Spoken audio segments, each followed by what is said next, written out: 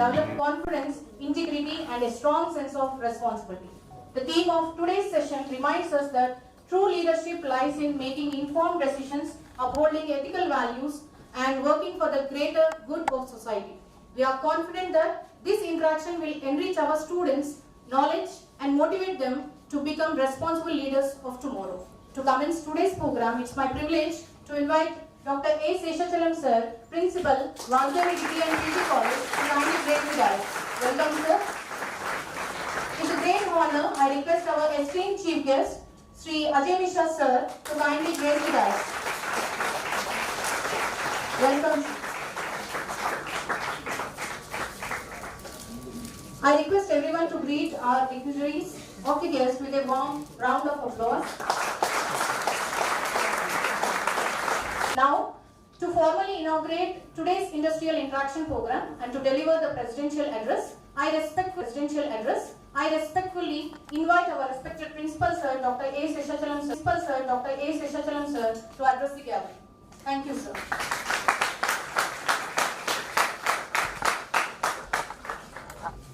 A very good morning.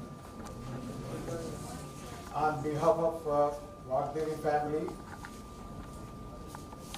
Vaagdevi Group of Colleges founder Dr. C.H. Devendra Reddy Garu and Vice President Dr. C.H. Vahini Devi Garu, MCO Mr. Vishwambhar Reddy Garu, on behalf of the administration and directors of MBA, course coordinators, HODs and faculty members and students, I wholeheartedly convey my sincere thanks and welcome Sri Ajay Mishra Garu. Sir, thank you very much for accepting our invitation.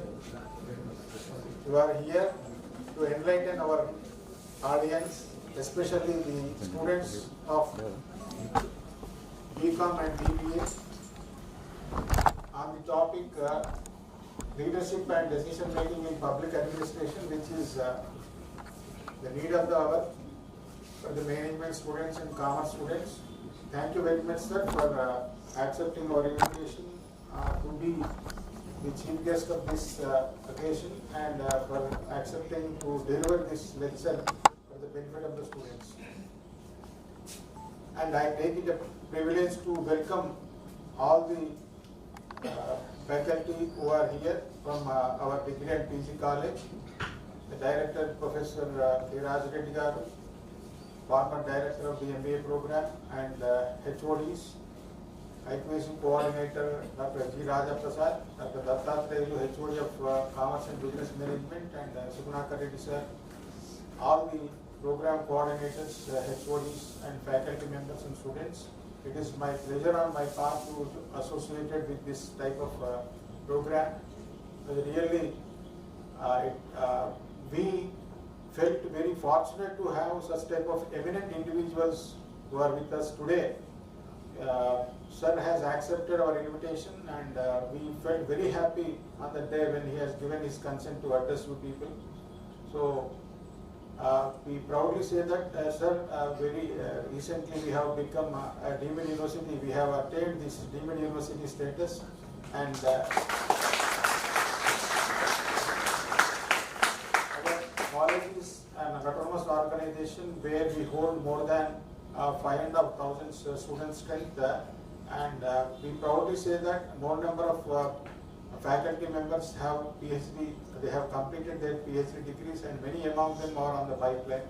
And we have actually molded the students in such a way that they are now attention we pay on their developing the communication skills and innovation and incubation in order to develop their research inculcation among the people, especially from the Department of Commerce and Management. They have been organizing the inter students meet named as Pinnacle, and the timetables also we include. We give preference for the conduct of these seminars hours where they actually develop this type of interactive skills and communication skills. And whenever we conduct this type of student programs, number of students are being encouraged by the class in charges and program coordinators to participate actively and know about their skills in paper presentations and PPT presentations and poster presentations. And first time its kind, Commerce Department is taking initiation in encouraging the students to exhibit their ideas in the form of commerce exhibits. First of its kind, sir, we have not actually seen in and around these tri-cities of Warangal, Kajipet and Ankonda in the jurisdiction of Bharat University. So we really appreciate the department head, Dr. Dattatreya garu, and the program coordinators, Sandharani madam, and as well Mishra sir, and also the senior faculty, Kalpana madam, and all other program coordinators and class in charges, all the faculty members for their efforts what they have been actually they have put for conducting of such type of programs. In future also, we hope that it will be regularly organized. And sir, about Ajay Mishra garu, sir, actually you might not know, I think you were not during these days of 90s where the dynamic leaders, the couple like Ajay Mishra sir and Charlie Mishra sir, they have created some kind on their own. During their tenure as a collector of Warangal districts, they have made a history. అంటే అప్పుడు భయపడిపోయేవాళ్ళు Sharada Mishra sir madam Ajay Mishra garu అంటే ఒక రకమైనటువంటి ఒక type of response ఉండేది people లోపల. That type of service and hard work what they have put up in building up of the society pertaining to our tri cities are considered. And sir has retired very recently and he had actually been delivering his exemplary speeches as a professor of practice to some universities, and also wherever it is required in private institutions, industries, wherever he go, he actually delivers inspirational talks, motivational speeches and extension lectures to the students, and they are being properly motivated. What are general topics, whatever it may be, which is really helpful for the development of students and to remind them about their life's goal and put them on the right track to achieve something in their lives, to realize their dreams and to reach their destinations. We really need this type of inspirational talks and speeches which are to be delivered by the eminent individuals like Ajay Mishra sir. He has got vast experience as a good administrator. He was as a principal secretary, as a chief secretary for different type of departments and interlinked to energy department mainly. So he was that is helm of affairs in serving both the Andhra Pradesh and Telangana states. And now as a professor of practice, he is rendering his services to different educational organizations. Once again, I congratulate you all and the Department of Commerce and Business Management for organizing such type of an event where this is a very worthy thing and not more. I don't want to consume much more time. It is a more valuable time should be given to the today's speaker. So I now conclude. I once again convey my sincere thanks to Ajay Mishra sir. So please bless the gathering with a few words. Thereafter, you can start the actual session, sir. Thank you.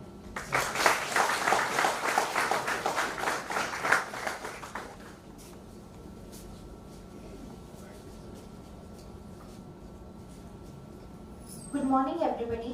Respected dignitaries on the dais, faculty members, and my dear students.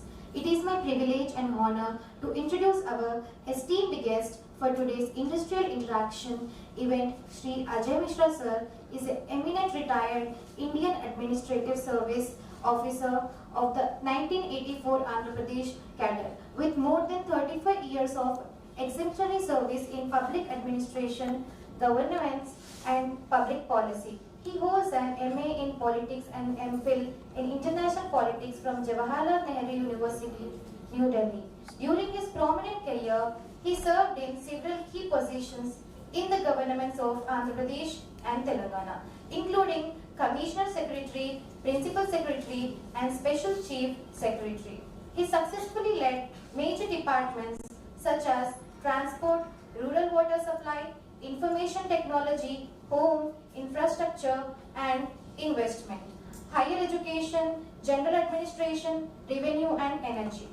From 1999 to 2005, Shri Mishra sir served on deputation with the United Nations Mission in Kosovo as a civil affairs officer and municipal administrator, gaining valuable international experience in governance, institution building and post-conflict administration.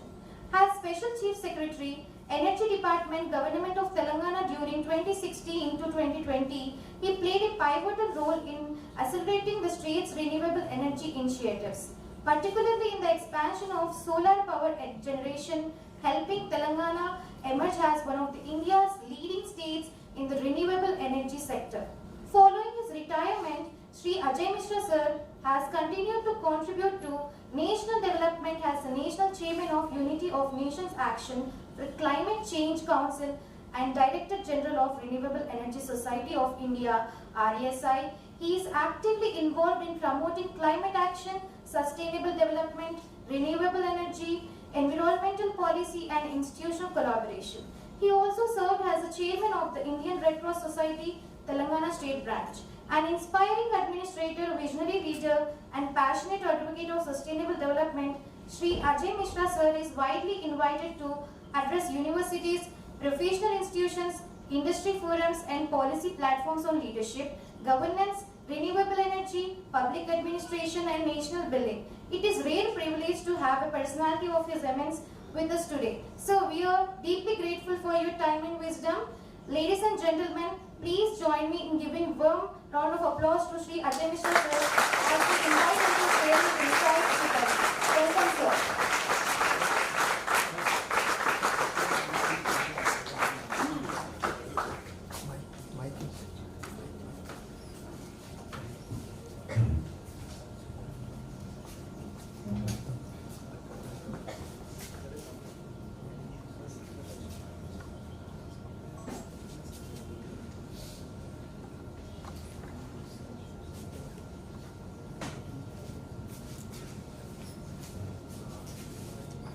First of all, I'd like to thank Principal Professor Sri and Professor Dattatreji for giving me this opportunity to be here with all of you. And I don't say it in the protocol or the normal terms, but actually I feel thankful because it's always a delight to be addressing and engaging with the young people, because that is enlightening and educating to me also more than what is to you. I was told most of you are students of business management,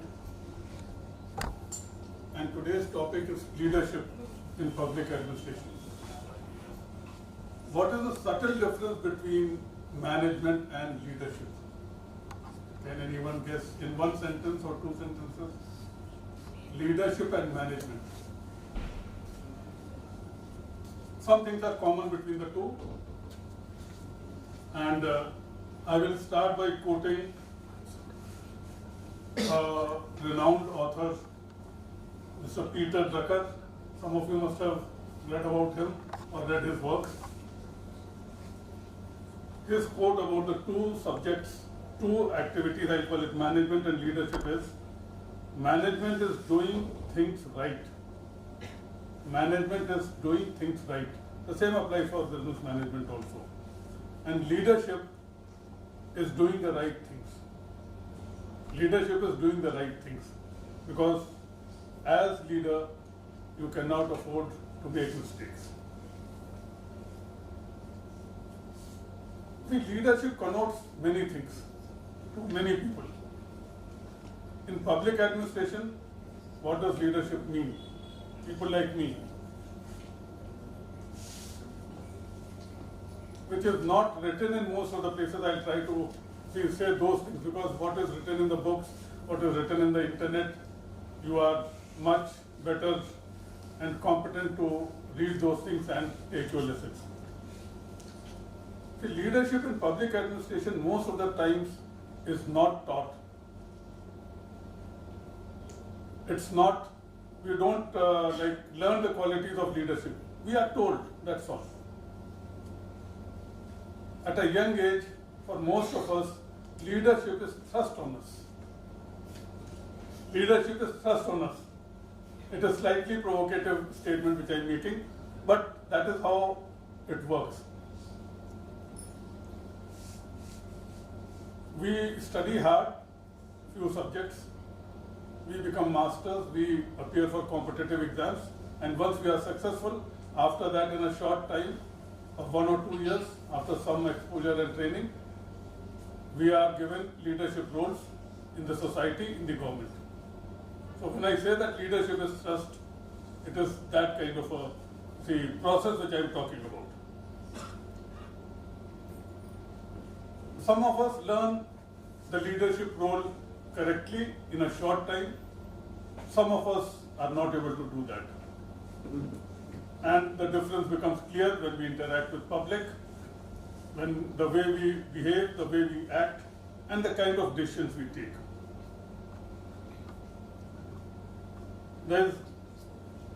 So in that context, how do we start as a leader? First is very common methodology. What we feel right, we should ask others to do. And if they do, we continue to think ourselves as leaders. But the leadership concept is different. If you don't know much, if you are not very confident, initially what do you do when we are asked to be in a system at a senior level? There is a quote by Dwight Eisenhower. Leadership is the art of getting someone else to do what you want done because he wants to do it. I'll repeat. Leadership is the art of getting someone else to do what you want done because he wants to do it. That means don't impose what you want to be got done. You should communicate in a way that the other person also wants the same thing to be done which you want it to be done, and then you encourage him, motivate him, empower him to do what is to be done. So that is how leadership should start. Not impose, but motivate others. That is it. Then there is a common perception of leadership in public administration. There I will quote Shafritz Jair in his book, The Dictionary of Public Policy and Administration. What does he say about leadership in public administration now, coming very focused way?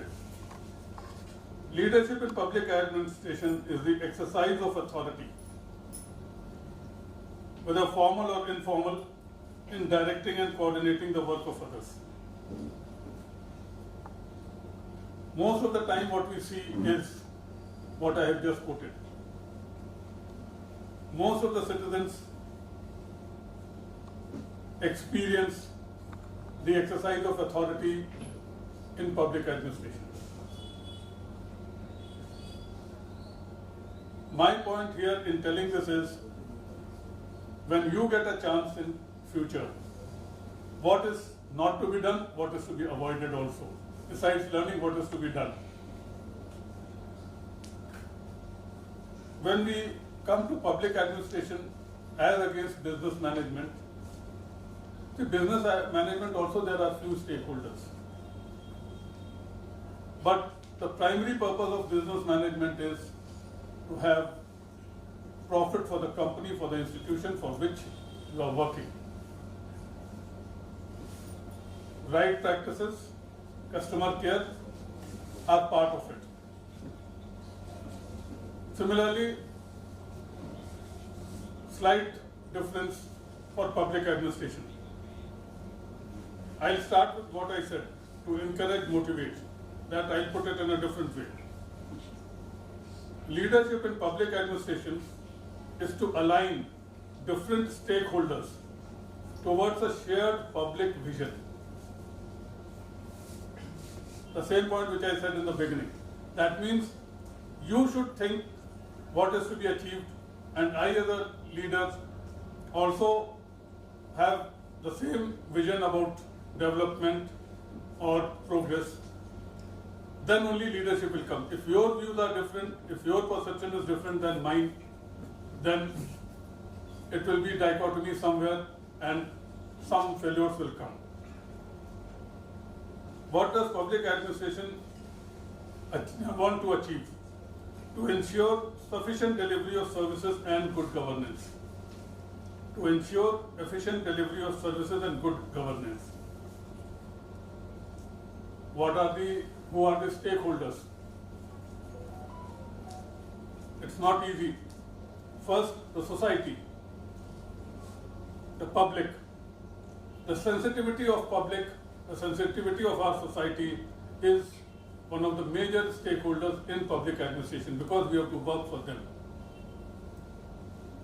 Then all of you must have heard many times rules, regulations, constitution, or what one can say legal constraints. We all have to work within the purview, within the framework of rules. For that reason, sometimes, in some occasions, right thing to be done or desirable thing to be done takes much more time, or sometimes it's not achieved at the time when it is required. We are all accountable to public, so public accountability also. You all must have heard about political interference in administration. I don't deny that. But there are different words for it. Political dynamics. So leadership in public administration has to take care of social sensitivity, legal constraints, public accountability, and political dynamics. It is easy to say political interference, political leaders are like this, but then that is not the solution because they are there, they are elected by the public, rightly or wrongly.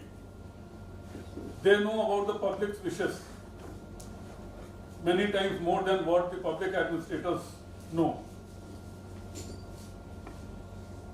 So this is, and then considering the constraints or the framework of social, legal and political, we have to perform good governance and delivery of services. So this is the gamut of leadership in public administration. How do we perform? How do we take decisions? I'll come with some practical examples now. Much of this, what I have said till now, will be in the textbooks, will be on the internet in different formats. What is the normal kind of this thing an officer does? He has rules, legal, not legal. We say yes or no, but many a times that is not the solution. Because the aspirations of the public are different. Rules and regulations many a times take time to be changed.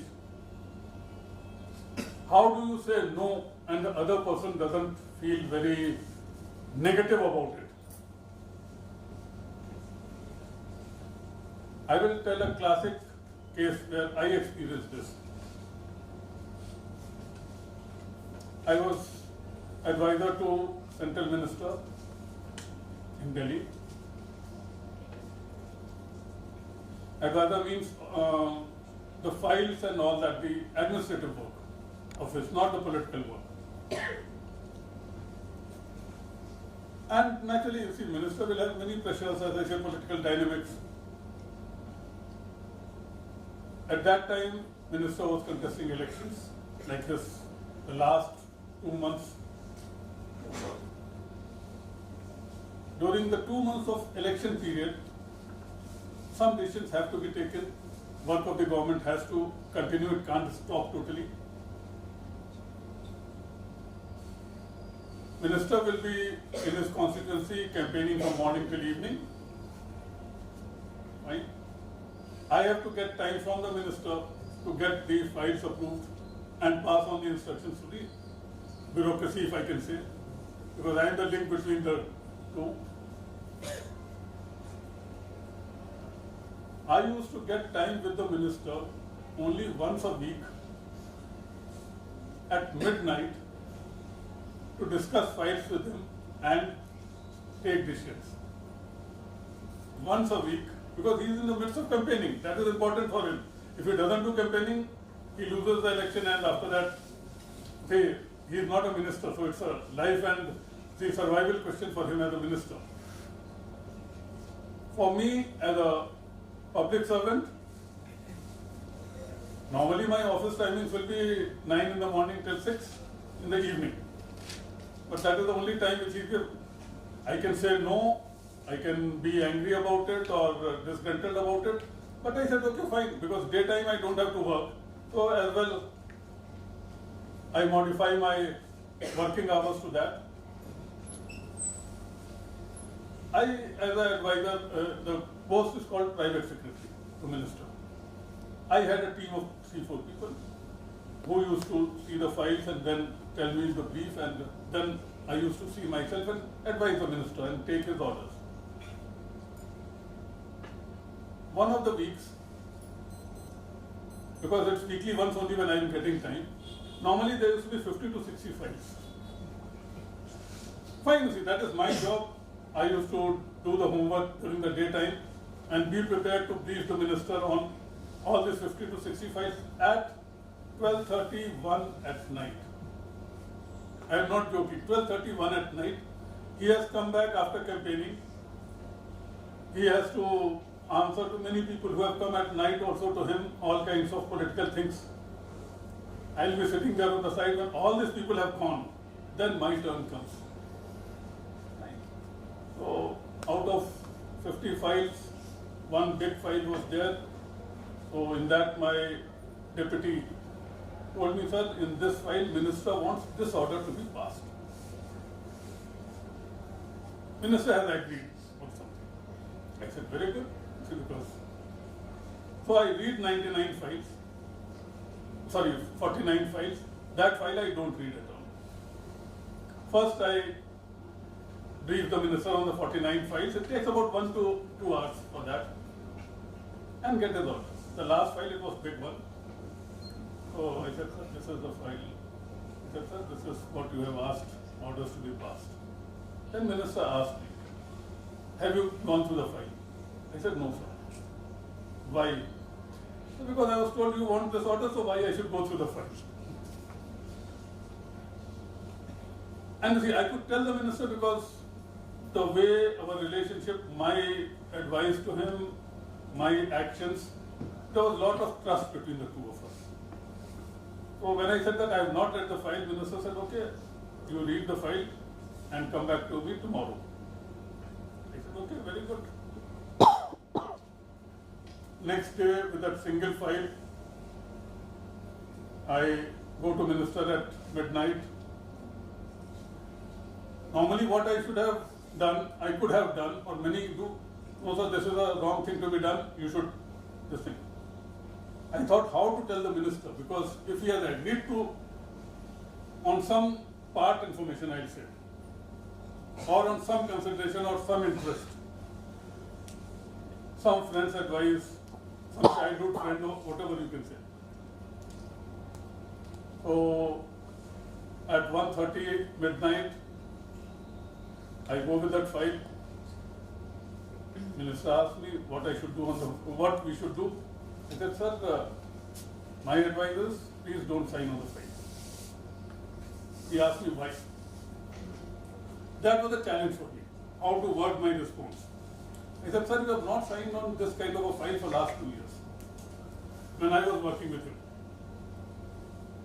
He says, what do you mean? He said, sir, what I am saying, you have taken decisions on thousands of files since the last 2 years, and this file is different. And so my advice is, because you have not signed on such file, your history is not of signing on such files. He didn't discuss anything further. He was okay, take back the file. Fine, see, I feel happy. He has listened to me without going into details. But then with that trust comes much more responsibility to me also. I had read the file, I knew I could have discussed. Then the elections were over. We were in Delhi. The Minister was also in Delhi. And my schedule used to be, I used to go to Minister's house in the morning before the office started, brief him about what was to be and the business during the daytime from my side. He would tell me what he has in mind for me during the daytime, and then I used to come to office. He used to come to office as per his, because some people he'll meet at his residence, some people at office. So one of the days when I was there in the morning at his residence in Delhi, it was I think winter time if I remember. So outside, good sunshine, I was walking there in the lawn just slowly. One Sardarji comes to me. He was introduced to me as a very good friend by the minister. That he is my friend even before I became minister, 2 years back when I joined. So he comes to me and said, how are you, General President, please? And after 1 minute or so, he says, two of us are there only in the lawn. He said, you are not helping us. Minister wants to help us. You are coming in the way. He said, what happened? Then he said, no, Minister has agreed, but we are informed that you have told Minister something else. Then I get the guess. Then he says, then he refers to the case. I remember the fight. He said, there is nothing between me and the Minister. Whatever Minister wants, it will be done. A general kind of assurance I gave. Fine. So, after that I met the Minister. I did not say anything about the file.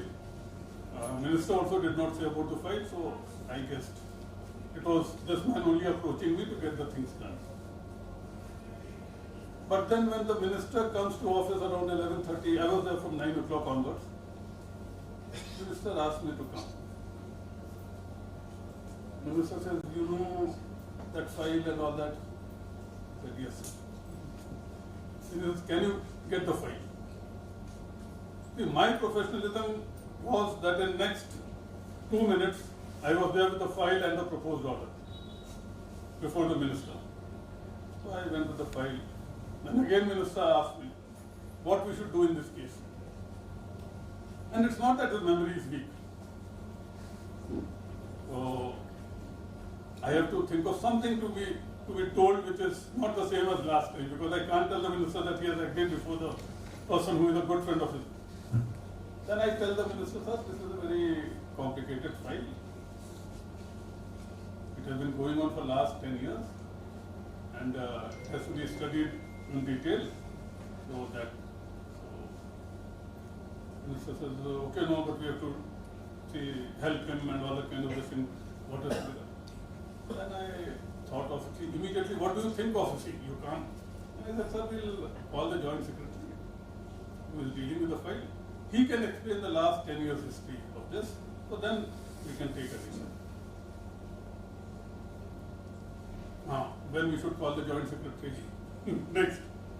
So there, you see, just to please the client, I asked him, when do you want this to be discussed? We'll call the Joint Secretary. He said, today only. I said, okay, afternoon, 3 o'clock. Then I had to go to Joint Secretary was senior to me. Joint Secretary agreed reluctantly to come and tell about the file and all that, and after that it was told to the Joint Secretary to study and all that, and it died its natural death. But then, see, my point here is, we have to be patient in public administration. We have to see, slightly think out of the box also in very difficult situations. See, what you say before, if I had said before the Sardarji that Minister has not agreed for the file, that would be, you see, spoiling the relationship. So what goes beyond many things which are done in public administration, the public doesn't know. This incident I am telling now, I think after 25 years or so. Now the minister is not active. I am also retired. At that time, I never. Similarly, once it happened with another minister, I was advisor to two ministers in Delhi, one after the other. Some contract was there. So the party met the minister, they met me also. I think out of 3-4 cases, 1 or 2 cases were decided in his favor, others, this thing. So it was after dinner, I was at the house of the minister, and minister was coming out with this person. And I was coming inside. So then the minister said, if Mishra ji says, I'll clear the file. Very difficult for me. How I saved myself after that? I said, yes sir, whatever is there, we will help and all that. General statement made. After the party left, and when I was showing the files to minister, I, not in a very calm voice, I told the minister, sir, you have said this for the first and last time. If you tell this to any other person, I will leave the job where I am. Because the relation between your advice, myself and you, depends on the trust and confidentiality. It's a common decision. You can disagree with me, and see, you are this thing. But then if you tell that you are doing only on my advice, then there will be too much pressure and I will not be able to perform the job properly. So, see, one has to take decisions, stand. Ethics, values, morals, integrity. See, these are values which help you many times and which cannot be quantified in monetary terms. So that was, minister agreed, and I said, sir, I am not against you. What you have said is correct, but it should not be said. And then what happened? I think after 6 months of that, I was selected to go for United Nations, as was mentioned. At that time, I informed the minister, sir, in next 1 month's time, I will be leaving. Minister was, because he was dependent on me, so naturally he was not very happy. He was not able to discuss with me. He thought this incident was behind my leaving, which was not the case. He once socially sent 2 of his trusted people to me to find out whether I am angry with the minister and I am leaving for the United Nations because of I am not happy with it. So, see, those kind of situations will also come. Then I have to tell them. I said, listen, first thing is, which is very normal, I said, in the deputation there I get much more money. And second thing is, that kind of assignment is once in a lifetime opportunity. It doesn't come every day. So, with much, distinct minister agreed, and I had to tell him 3-4 times, it has nothing to do with whatever has happened in the past. Whatever has happened in the past. So, integrity is important, and that is the main thing in public administration, which is lacking many a times, or which is not exhibited publicly many a times. And that covers many of our small mistakes, I'll put it, small mistakes. In public administration, there is one more classic thing, that is courage to stand. Ideally, this incident should have been told by my wife. Normally, the men look on women or the boys look on girls in the way in which all of you understand. The girls also understand, they are not happy with it. And the boys, out of ego, whatever, and other things, they think as normal. It is generally looked down upon to a large extent, ignoring the competencies of the girls. My wife was I think in Bongir at that time. She was a sub-collector. There was a young DSP who thought he is everything, and Naxalite problem was there, providing security is his job. And naturally, he has to take more care for the sub-collector because anything. So once or twice he mentioned for my wife that she is a liability, that he has to spend much more time on security and other things. At one level, one could have been angry, blasted the DSP, what is this you talk about? I am equally or more competent than you. I have come through whatever is the process of my merit and luck. But she didn't do anything of that kind. It happened within 2 weeks of that, the DSP went to some village. Some issue was there, social issue. The DSP was locked up in a room by the public. Actually happened. No harm was done to him. The DSP and the MRO, 2 people. My wife came to know about it. She went there. How she convinced the public, that's a long story. But then within half an hour of reaching there and convincing the public, she was able to get the DSP along with the MRO out of captivity. So, see, my point is not to get angry at, like, you have to choose your own battles. You can't be, devoting equal time to all the small things which are said against you. So, how she was able to do that was to convince the public that what was being done has to be improved. And then later she did it also.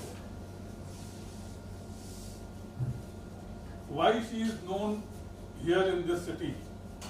One of the things, the elderly people may be remembering, the youngsters may not. One of the market areas here, it was narrow road and all that. With the assistance of the public, that road was widened. The road was widened. She did not have to move the bulldozer, as we say. Because the public means the stakeholders realize that if the road is wider, the shops will be better decorated, there will be more business, the property value will increase if the roads are wider than narrow roads. So once you involve the public, if you are able to inculcate the vision in the public of what is good, that is public leadership.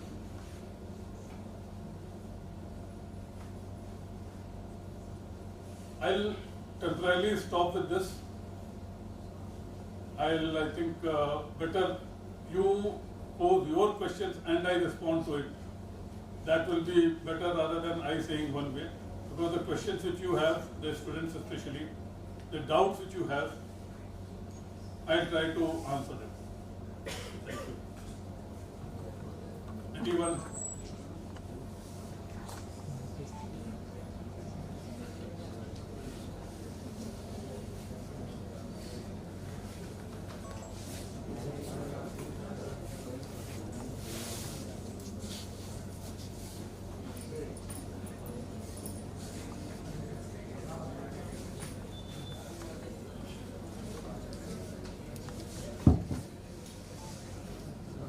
Morning, sir.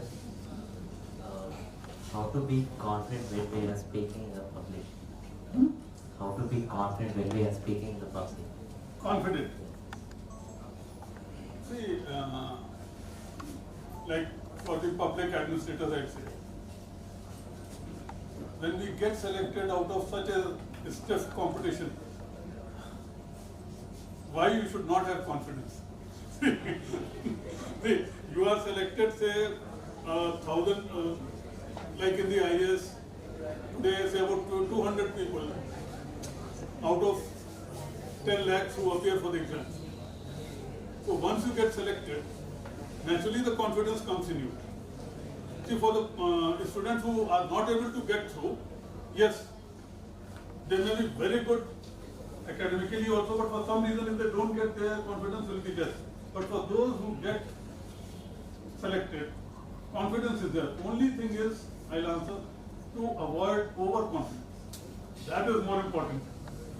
Not to have too much ego. Just because that is more important. Thank you, sir.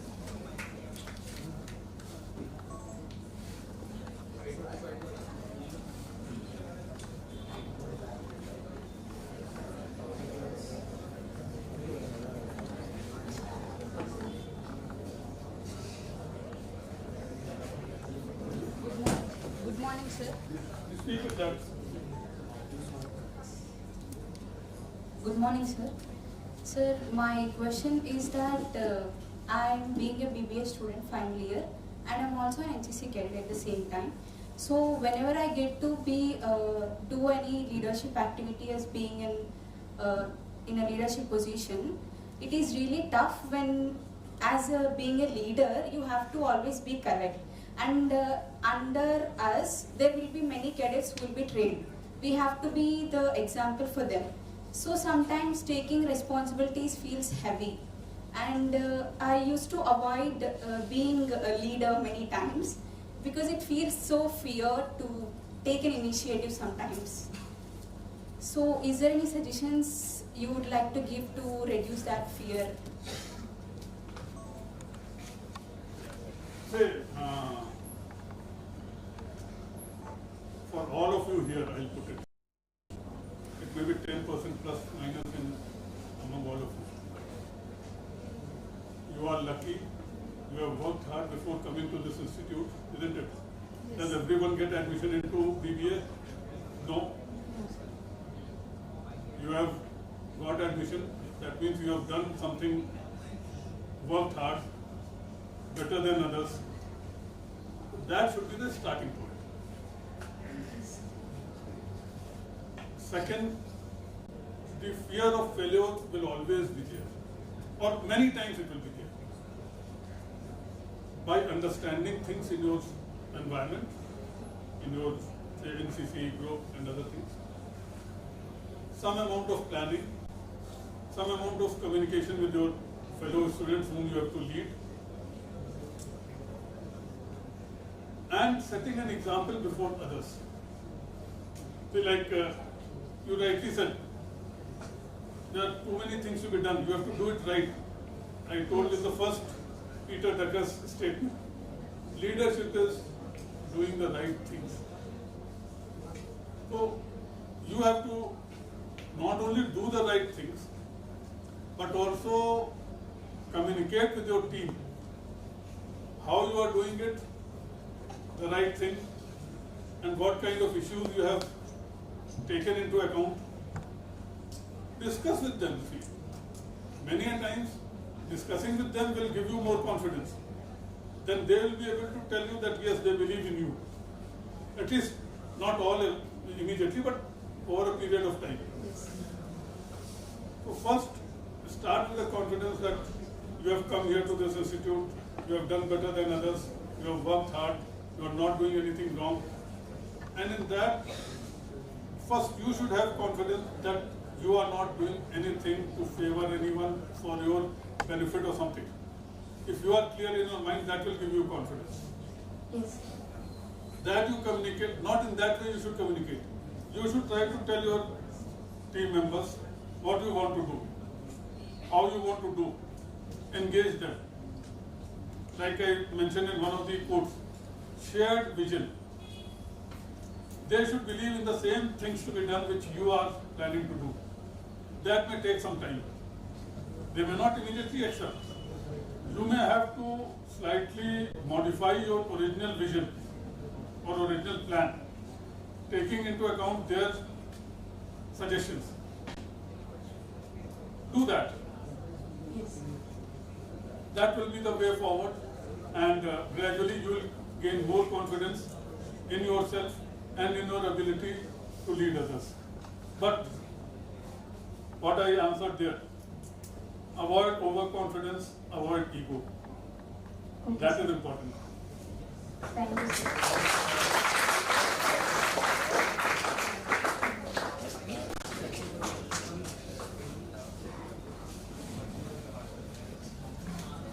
Good morning. Yes.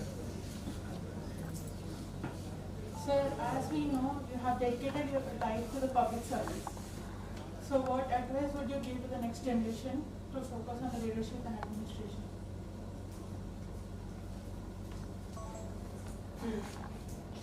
When I joined the civil service, at that time, civil service was the best option I put in. I have nothing against the engineers then at that time who joined engineering, who joined medicine. They were also good professions, and they continue to be good professions. I had secured admission in HBTI, which is like REC in UP, in the BTech course. But then I decided to do BA and MA as was pointed out. Why I am saying this is because, for example, at that time, not the top 10% of IITs, but the above average students of IIT and other technical colleges were not getting that kind of a placement in the industry as they are getting today. Better. So today you have more options. You may get more money than what a civil servant gets as his first pay, or CTC you call it. But then the motivation is, many a times you will be getting more pay, but you are working for someone, for someone's profit, for someone's industry. In public service, you are working for the public. You are working for your own satisfaction. And many a times I'm saying, not always, your role is more than what is offered in a private enterprise to the engineering graduates. So to the engineering graduates and the management graduates, I have a modified advice. Work for others, yes, for a time, 5 to 10 years. In that you gain experience how to run an industry, how to run an enterprise, and then start something of your own. Something of your own where you are able to contribute to society by way of your business also. But then the public administration side, if you are successful, but then there you see the opportunity is less. 1,000 plus all the state, see, less than 1% only in public service. See, for example, if you see at 19, that means 8 years of service, the collector here, the role she can play. She can benefit how many people? That is a major change, difference, and that passion you should have. If you don't have that, I'll say no. You go to the private sector, do excellent job there, rise in this thing, and there also you can contribute to social side. But those opportunities are coming more today, and they are. See, for example, I'll tell you, the way you look at things. My son, he's a doctor, very young as of now. So when he was shifting from engineering to medicine at 10 plus 2 level, and when he joined medicine, I said, why are you joining? At one level you can say, a doctor, I'll make money, I'll be known and all that. No, he said, I'm saving lives by becoming a doctor. So it is your attitude, your passion which counts most. See, every doctor doesn't say that. But he may be saving lives or he may not be saving lives, that's a different. But the mindset with which you work, that is important. And there is nothing like public service. I have another common example which I give. Can anyone tell me who was the richest man in India in 1960s?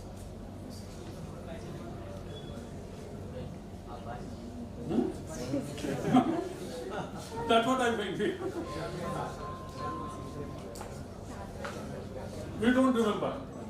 So see, the rich people are known for a very short time.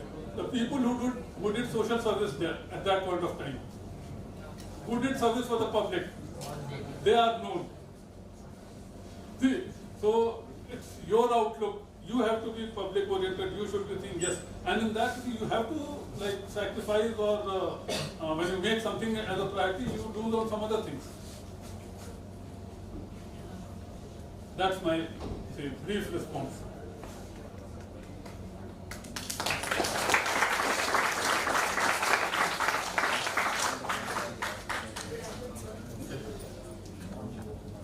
Good afternoon, sir. I am Mishra, studying in BPA Retail Operations second year. So my question is that, sir, we as students, how can we develop leadership qualities before entering into a professional world? And what are the qualities that we have to develop in our lives to be a good leader? Difficult question. Difficult to be implemented also. Like I was answering. See, in your school, in your college, you get opportunities. See, first is the recognition has to be there. Excel in the studies, you get known for positive things. Some people may be jealous also, that's a different thing. You should not think about that. But then the extracurricular activities which are there, NCC, NSS, say dance, drama, elocution, different extracurricular activities. These are the sectors, these are the activities through which you can consciously develop your leadership qualities. Like it was told, she is not confident. But see, that may be with many people. So gradually with experience, how you deal with your colleagues and do something which is different. See, otherwise what is, most of the time in education, you are taught something, you do some practicals, you reproduce that and get good marks. But then when you are doing something, collaborating with your fellow students, joining a team, contributing to it, getting the trust of your fellow students and bringing some results by way of activity. That is leadership in slightly different terms than what I quoted. See, that is one of the reasons which I say, I'm diverting now. They have their role, but these coaching institutes, what do? I should not name them. They are only focusing on curriculum, 10 times revision and getting good marks. What do colleges do? You study also plus other activities also. And these other activities need not be confined to your college. It could be in your colony, in your neighborhood. What is not happening properly. You can convince some neighbors, organize them for that activity. It could be anything. So that is, and it develops over a period of time. And you should have an aptitude for that also. Some people prefer to be, private, not involved in anything. Fine for them. They are happy in their own world, let them be. But if you want to be, the path is much more difficult and requires more effort. Thank you.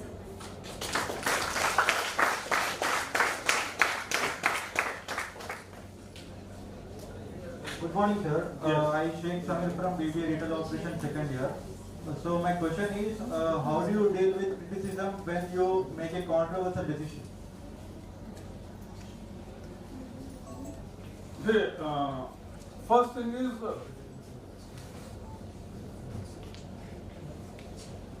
rarely you have a unanimous decision.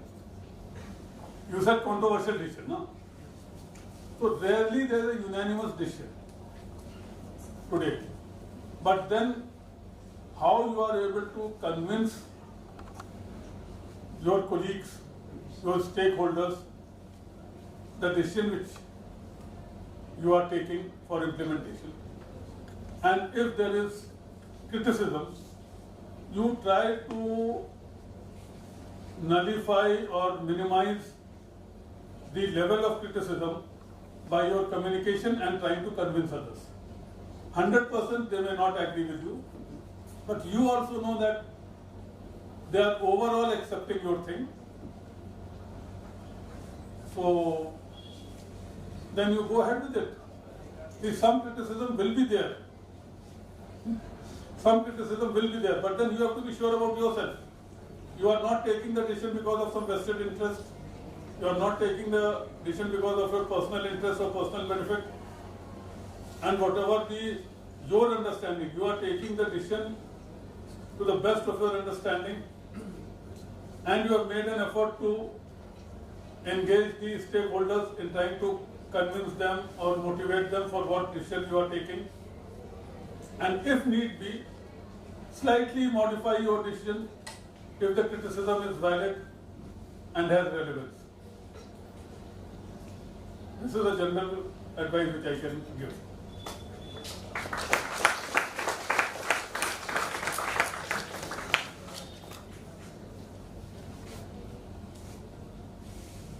See, for example, I'll tell you one small incident.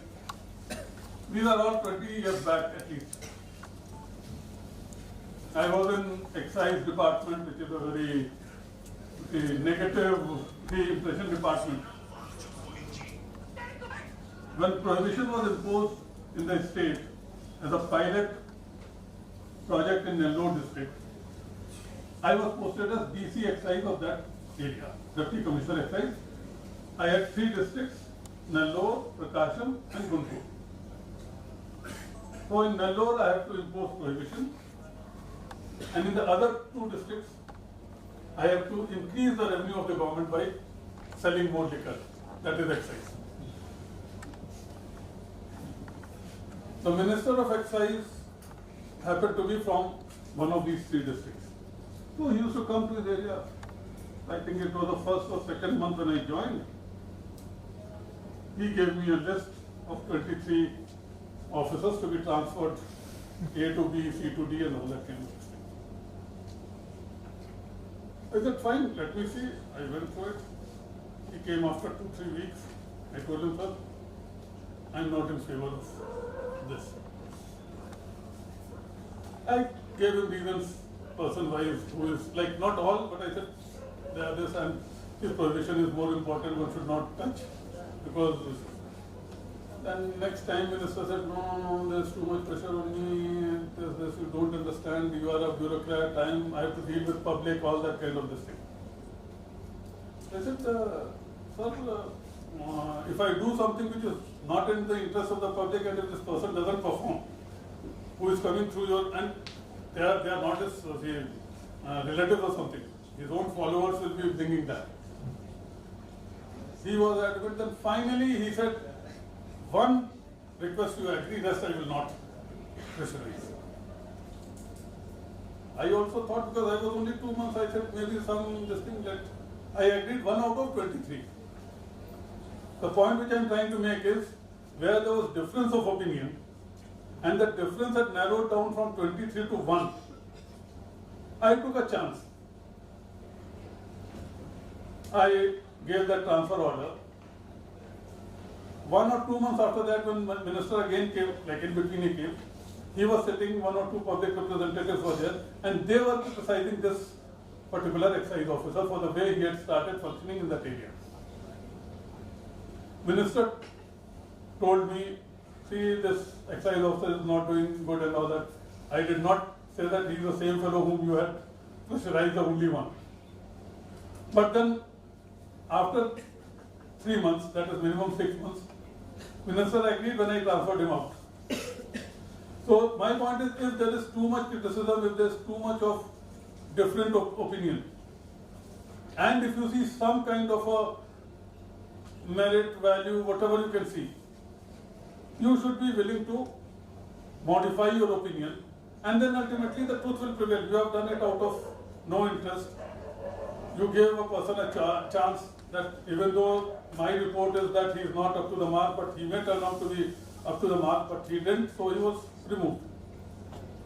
So the criticism, the different points of view have to be taken to start with in a positive way, unless you feel much and unless your information is to the negative total. Thank you.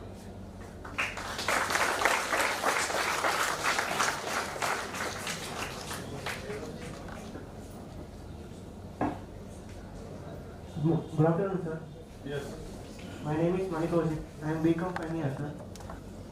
My question is, when a leader, how to identify the good decisions for the society, and how to help for the society for the decision implementing. See, what are the things to be done in society? First thing is, when we are in some post, 80-90% of the work comes to us from history. Before us, some schemes are being implemented, we have to continue to implement the same things. But then, need of society, we know what we are implementing. If, see, some gaps are there, or some new thing is there. Small things, we have discussion most of the time to help. But if it's a bigger thing, we have to propose as a scheme, as a project, in your terms, to the government, get it approved there, and then implement it. But then in our society, we know what is going wrong. But then involve the stakeholders. The stakeholders are, public is one, but then your political bosses are second. And also the rules and regulations. So keeping these three into account, you have to frame your response, communicate, get their acceptance, and many times the political dynamics will also work in your favor, because what you are doing is for the public and they can claim credit for it. It is difficult. It's not that you in 2 days you will be able to do that. But new things anywhere take time.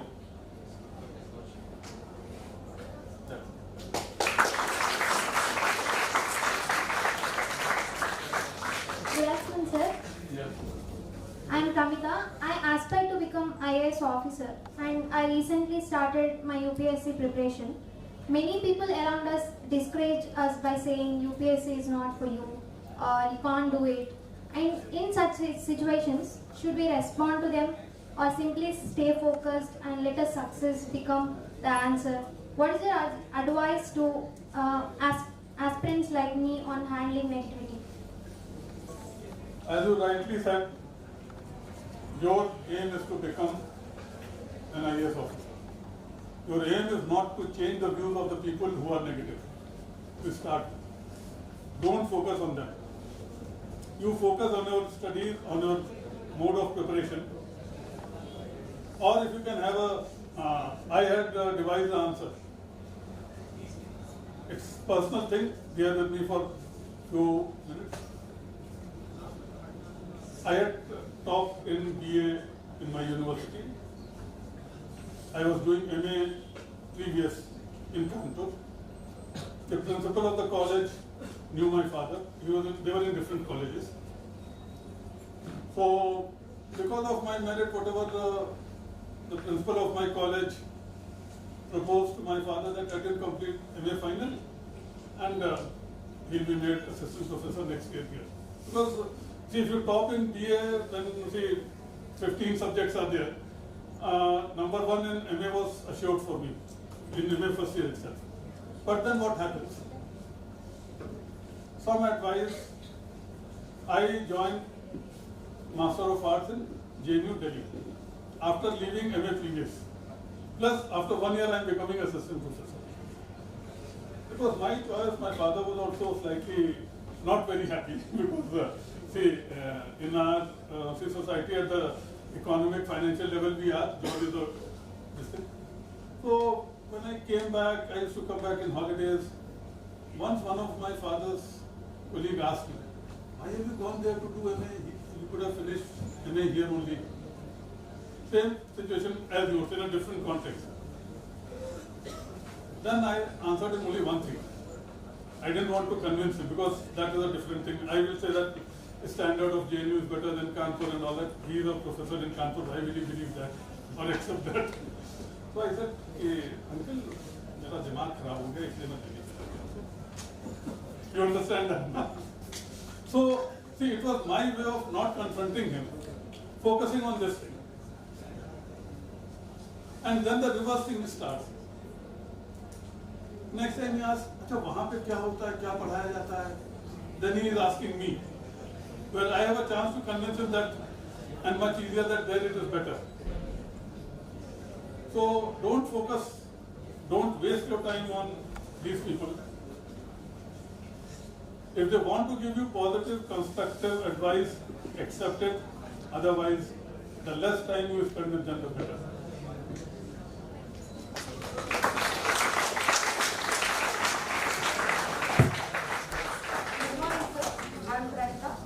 I just want to know that what inspired you to become an IAS officer? It was the best job available at that point of time. Very clear. You know why? Because see, for last 2-3 years, I've been in the panel for interview of UPSC candidates, and last 2 years coaching here for the interview part. When you ask this question, they say, I want to do social service, work for the people, work for the country. But that is not correct. At that point of time, and today also, for the kind of mindset, if it is there in you, it is one of the best jobs available. The competition is very tough, but once you get there, this, like for example, private sector, when I was answering. In my 10 years of service as Warangal collector, 30 years back, 32 years back, I was handling a budget of 75 crores. 75 crores. How many young entrants in the private sector handle that kind of a assignment responsibility? It's not a question of money, but work, activity equivalent to 75 crores. I'm talking of 30 years back. Today, it will be much more. So, only one thing is there today, which has changed. Today, opportunities are more. At one level, an IAS officer gets around, when he starts, around 80,000 per month, which plus a vehicle, house, and subsidized this thing and all that, may come to about 1.5 lakhs per month, which you get. The best students in engineering colleges are offered more. You may be knowing the salary packages much better. But then the opportunity to do work for the society, get satisfaction with that is your mindset. If your mindset, I am not disagreeing, I am not criticizing that, is to make more money, is to rise in that sector. See, there have been like the examples of the Microsoft CEO and others, World Bank CEO, who are from Hyderabad. They have risen to that level in the private sector also. There are also examples worth going for. But you have to decide for yourself, you want which path. That path is also good. For example, Indra Nui from Chennai. He, I think, was the head of Coke company globally. Those opportunities were not there 40 years back. So I went for it, and I'm happy for it. My kids have opted not to go for it also. That is also there, but that's a different outlook.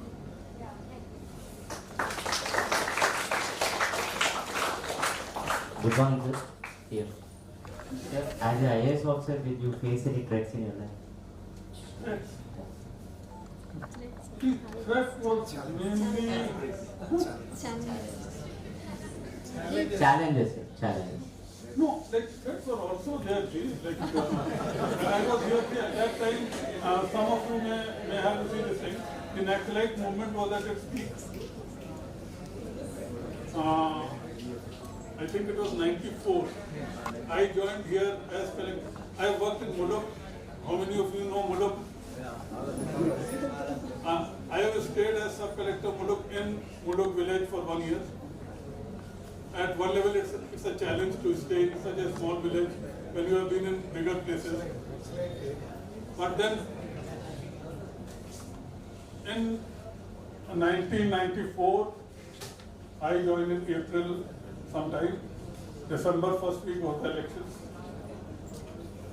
Naxalite movement was at its height. 1 month before the elections, that is November onwards, till the end of first week of December, 47 people were killed by the Naxalites in this district. 47 people, including, I think, more than a dozen policemen. And some leaders, mid-level leaders, not ministers and all that, they were killed in this district. I was head of the district. I have to conduct elections. This thing falls on me. Okay, you have a team of few thousand people to assist you, but then, and how I tackled it, I'll tell that also. I think 3 or 4 days before the elections, on this road to Etur Nagaram, 10 kilometers from here, a lorry in which 12 or 13 policemen were traveling to provide security for some activity ahead. It was blasted. 10, 11 policemen died on the job. The wire on the roadside had some clothes and others of 1 or 2 policemen hanging from there. You can imagine, you see. And we are all human beings, you see. We don't know, see, what is the solution. There is no one to guide. What do we do? It was a challenge. If it happens for next 3 days and if the elections are disrupted at 10, 15, 20 places by the Naxalites, I will be termed as a failure, not able to perform. Then one of the things which we did, next day evening, just when 10 policemen have been killed, next evening, myself, SP of the district, all the tehsildars, all the police inspectors, we have what is called movement plan and other things for the elections. How from the centers up to the villages, people will go, material for elections will go, and all those things. We have prepared that plan 1 month before. It was circulated to all, including the election observers who come from Delhi to monitor our elections. So 3 days before the elections, about 100 of us sat down from 9 p.m. till 6 a.m. Not 9 a.m. to 6 p.m. From 9 p.m. to 6 a.m. After dinner, the tehsildars and some other senior officers from the revenue side, the police officers from inspector upwards, in one hall, we discussed the movement and other plans for the elections, what was to be done. We revised it total for the district. 1,000 villages, if I remember correctly, 900 some villages at that time. It is Hanamkonda, Warangal, Bhupalpalli, Muluk, Jangaon and Mahbubabad area. We did not make a document of it because document can be circulated to the other side. I had most of the things in my mind and some things noted down on my, with a paper or book or a booklet which will be with me only, not given to anyone else. After that also we gave freedom to the inspectors and to the tehsildar. If you get any notice at the last minute in your area, modify your plan accordingly, the way we have done it, and implement it, and inform us in due course.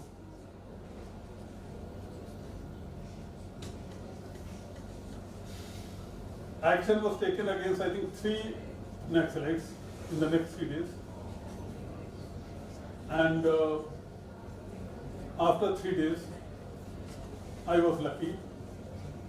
Election went on peacefully. One incident was there, one incident only, in which the election observers following vehicle came under a blast.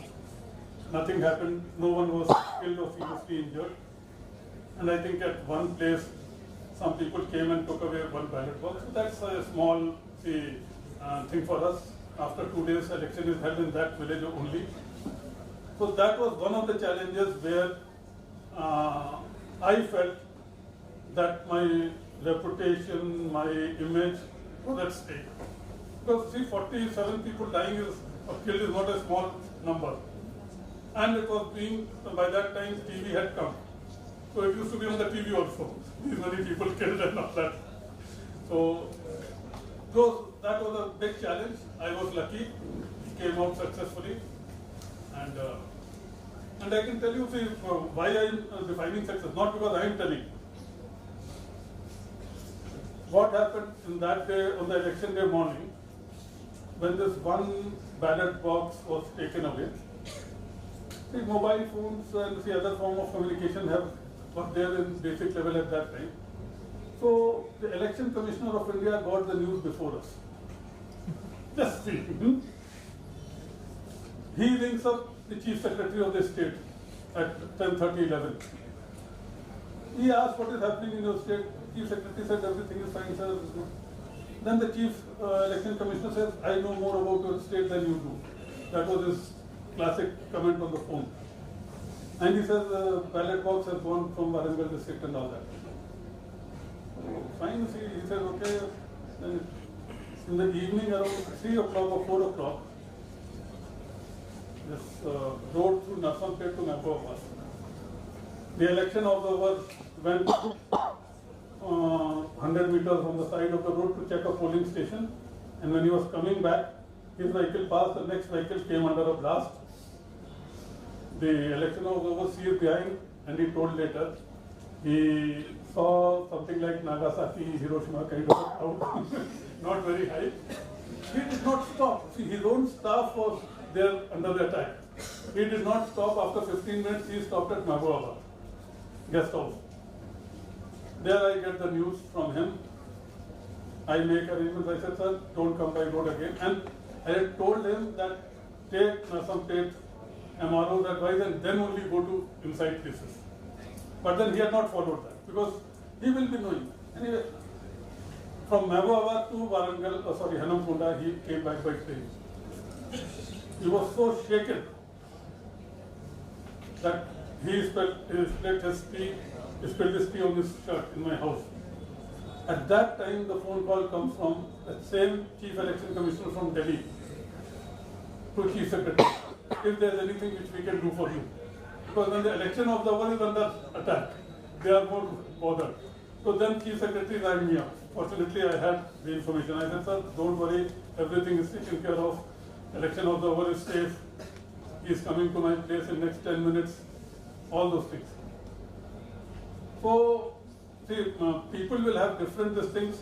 Challenges will be there, but then you should be clear what you are doing to the best of your ability in the society or national interest, not your interest or some friend's interest. Then things fall in place. And the changing of this plan was a big exercise. 9 p.m. to 6 a.m. And after that also, when the election observers asked me, can I get a copy? I said, no, you cannot get a copy. You only contact the Tahsildar if there is anything. So those kind of drastic changes, improvements in the methodology will be required at times, and those you are able to respond based on your experience.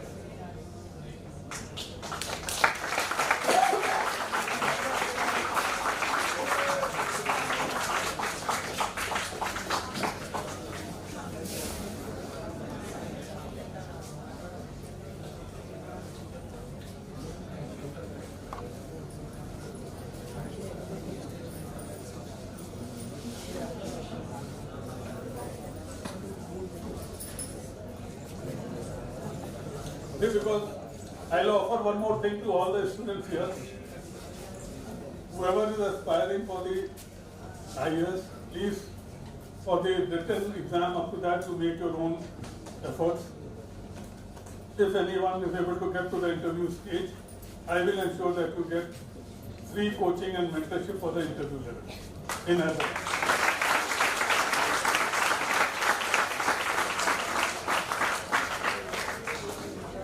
Good afternoon, sir. Sir, I am the faculty of CBM. My question is, do you experience job satisfaction with so many political pressures on you? Definitely.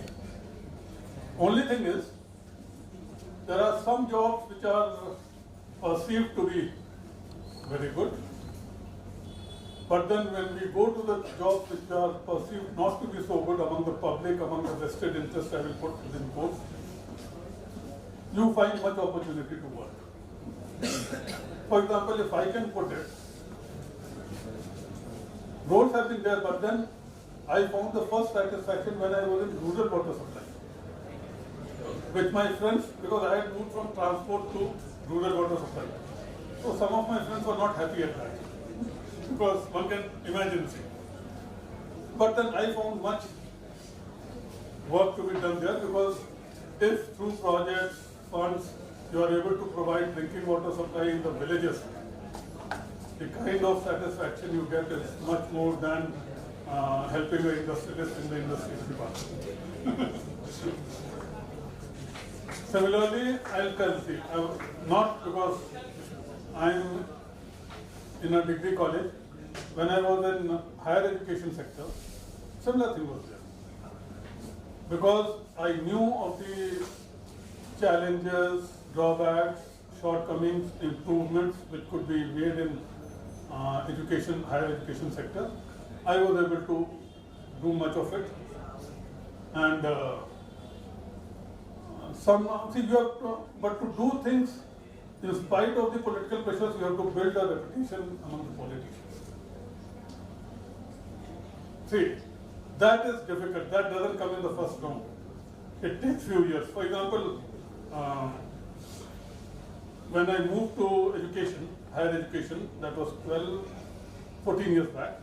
It was for 1.5 years. I was working in general administration department, political, which is supposed to be a better posting. So the minister in charge of higher education brings me up one day and says that in Telangana, "Arey, aap milte nahi ho, kya hai?" That kind of thing. I said, "Sir, whenever you say, I'll come to you." Because normally in that post you don't go out of your office. So next day I went to the minister. After when the tea coffee was being shared, he said, "I want you to come to my department." My immediate response was, "What mistake I have done in life to come to your department?" Immediately, and I'm not saying it out because I'm speaking. I said this. See, there is a risk in that. He is an important minister, and I'm saying this to him. He said, no, don't joke and all that. He said, "Sir, he said, my principal secretary is not working properly and all that kind of this thing." Then I explained to him. He said, "Sir, I know what is the problem between you and your principal secretary. If I volunteer to come in that post, I'll be making enemies with one of my colleagues. He will think that because I'm in a more powerful post, I've managed to come there." So he said, no, sir, think over and we'll meet again. After 15-20 minutes of talks on those lines. I didn't respond to him. After 2 weeks, he again called me. I went. I reiterated most of the things. And can you guess, after 1 month I was posted there. After 1 month. In between, minister also told me, Ajay sir, or whatever you used to call me, I am from a political family, we know how to deal with the officers and all that, don't worry. But because the way I responded to him, he did not tell me anything to be done which was not to be done in the department. Second, at that time, one of the things which I started was course on human values in education. And I requested him, "Sir, please come and inaugurate." He said, no, you go and inaugurate. See, how many times it will happen that a minister is saying, you go and inaugurate that instead of he coming to inaugurate. So, you have to build your trust and this thing with the politician when you are taking a stand. Before that only the trust should be there. it happened another time. The politician who was not happy with me when I was in transport and he got me shifted. Fine, that's part of our job, I go to the next department.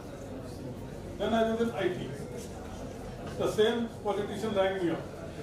He says, Ajay, I am sending this person to him, just dispose him off. He didn't ask that. So he knew my name. And when I was uncomfortable to him, he got me shifted to another department. I didn't protest, I went.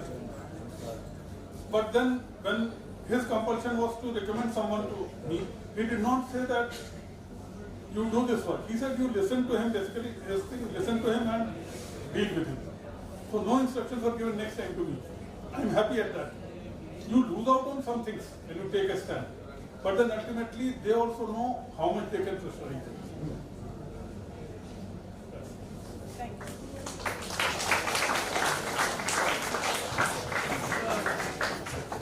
Thank you very much, sir. Now we have come to conclusion of this session.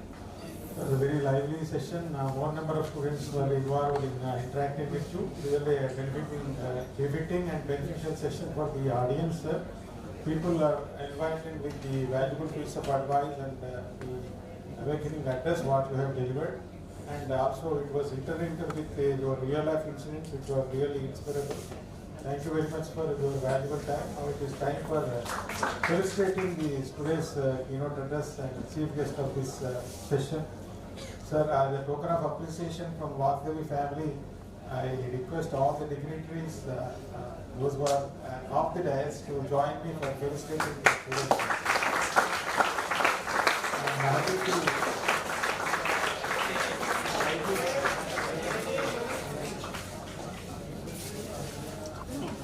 Let me just say, for taking stand, in first 30 years, I had 22 assignments. But then I was never disheartened when I was posted out. Out of 36 years, only one assignment I completed 3 years. That was the last assignment. Before that, my next biggest assignment was in Warangal, 2.5 years. All other assignments were either 1 year less or slightly more. So, but then you are prepared for it, you know, see. So that is, if one wants to work for a longer time, then one has to work in a different way.